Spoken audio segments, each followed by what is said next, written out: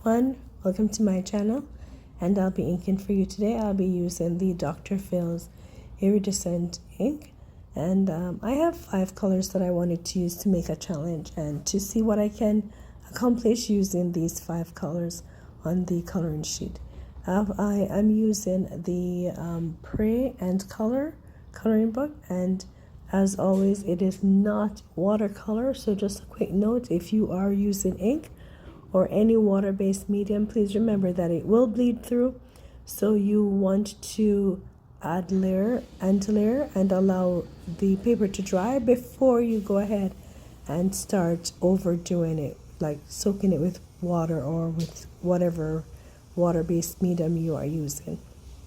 I just want to thank you so much for joining me, and if you have the Dr. Phil's and this coloring book, by all means please go ahead and join me in making this page a masterpiece. Please remember to check out my Kofi page and get my book markers, the ones that you're able to download and use it as your save the page.